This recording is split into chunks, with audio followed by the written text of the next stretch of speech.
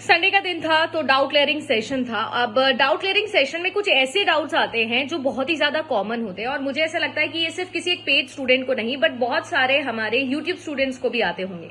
सो आज मैं आप लोगों के लिए वही लेकर आई हूँ, the best possible time management hack जिसने मेरी लाइफ बहुत आसान बना रखी है। ऑब्वियसली सुबह से जब उठते हो तो बहुत सारे काम होते हैं, पढ़ाना भी होता है, मैनेज भी करना होता है, सब कुछ होता है। बट मैं आप लोगों को बता सकती हूँ कि जो एक हैक मेरे बहुत काम आता है। देखो, सबसे इंपॉर्टेंट चीज ये है कि आपको ये समझना पड़ेगा कि आपकी प्रायोरिटी क्या है। अब मान लो कि पेपर 1 की आपके पास में 2 क्लासेस इन अ डे हो रही है और पेपर 2 की आपके पास में 1 क्लास इन अ डे हो रही है। अगर 3 क्लासेस आपकी इन अ डे हो रही है और आपने लेट भी ज्वाइन किया, मान लो कि 1 हफ्ता 1.5 हफ्ता क्लास नहीं कर पाए हो, तो ऑब्वियसली मैनेज करने में बहुत प्रॉब्लम हो रहा होगा कि नया पढ़े कि पुराना पढ़े। ये सारे प्रॉब्लम्स आपके साथ भी होते होंगे।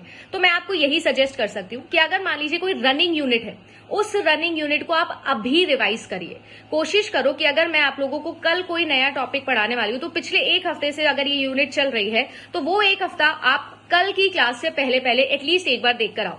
धीरे धीरे रोज का 1 घंटा आपको एक्स्ट्रा देना पड़ेगा सो दैट आप लोग उसका रिवीजन कर सको और नया भी पढ़ सको। यानी इन शॉर्ट, अगर आप लोग 2 घंटे पढ़ते हो तो आपको 3 घंटे का समय देना पड़ेगा। बट ये 3 घंटे मच बेटर होंगे आपकी लाइफ में रादर देन आप लास्ट टाइम के लिए से छोड़ दो। तो जो भी आपका टाइम स्लॉट होता है उस टाइम स्लॉट को इस तरीके से डिवाइड करो कि बिफोर द नेक्स्ट क्लास आप पिछली क्लास को रिवाइज कर लो। अगर ऐसे रिवीजन करोगे तब तो देखो टाइम पर कोर्स खत्म हो जाएगा और रिवीजन भी कर पाओगे, प्रीवियस ईयर भी कर पाओगे। अदरवाइज चीजें पीछे छूटती जाएगी। अब प्रॉब्लम क्या होती है? प्रॉब्लम ये होती है कि यार मैम देखो, हमारे पास ऑनेस्टली ना टाइम नहीं है, कोर्स ही कंप्लीट नहीं हो पा रहा है, पेपर 1 और पेपर 2 का टाइम ही नहीं मैनेज हो पा रहा है। किसकी क्लास देखे, क्या रिवाइज करे, यूट्यूब की देखे, पेड की देखे, पीडीएफ पढ़े, नोट्स पढ़े, क्वेश्चन सॉल्व करे, इग्निशन की क्लास देखे, क्या क्या देखे, यही नहीं समझ में आ रहा है। और आप कह रहे हो कि रिविजन क्यों नहीं कर रहे? देन रिविजन करने बैठते हैं, आराम से नोट्स लेके लेक्चर देख रहे हैं, रिविजन तो हो ही नहीं रहा है, बोरिंग हो रहा है, ऐसा लग रहा है यार 4 घंटे सो जाते हैं, 2 घंटे सो जाते हैं। और ये सब चीजों की अभी इतनी हैबिट हो गई है कि हम लोगों को पता भी नहीं लगता है, बट हमारा टाइम वेस्ट हो जाता है। तो चलिए मैं आपको बताती हूँ कमाल की 2 ट्रिक्स जो आप लोगों को अपनानी है, कैसे करना है ये रिवीजन। सबसे पहले तो मैं आप लोगों को ये बता देती हूँ, जितना ज्यादा आप लिखोगे उतना ज्यादा आप गेन करोगे, उतना ज्यादा आप लोग अपने सेंसेस लगाओगे। अभी क्या होता है, जब आप लेट के रिवाइज कर रहे हो तो बैठ के रिवाइज कर रहे हो तो आराम से टेका लगा के आपकी आंखें काम करें, दिमाग थोड़ा बहुत काम कर रहा है, दैट इज इट।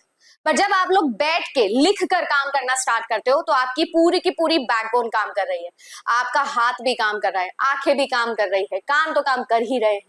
तो आपके बहुत सारे सेंसेस जो है वो जुड़ जाते हैं इस लर्निंग प्रोसेस में और इस वजह से ब्लड सर्कुलेशन बहुत अच्छा हो जाता है और आपके दिमाग के अंदर अच्छे सिग्नल्स क्रिएट होने लगते हैं, न्यूरॉन्स फायर होने लगते हैं और इस वजह से वो शॉर्ट टर्म से लॉन्ग टर्म का जो ये ट्रांसफर है ये बहुत ज्यादा रैपिड हो जाता है।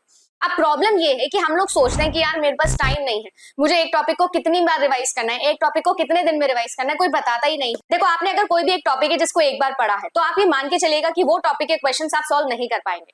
अब आपके 2 डिपार्टमेंट है, थ्योरेटिकल या फिर प्रैक्टिकल। हमारे पास में ज्यादातर थ्योरेटिकल चीजें आएगी, चाहे वो पेपर 1 हो या पेपर 2 हो। थ्योरेटिकल चीजों में और ज्यादा चीजें रिवाइज करने की होती है, बट मैं आपको हमेशा कहती हूँ कि रिलेटेबल बनाओ, हर चीज को इतना ज्यादा रिलेटेबल बना दो कि वो आपके सबकॉन्शियस माइंड में सेट हो जाए, एपिसोडिक मेमोरी के अंदर आने लगे, लॉन्ग टर्म ऑटोमेटिकली चला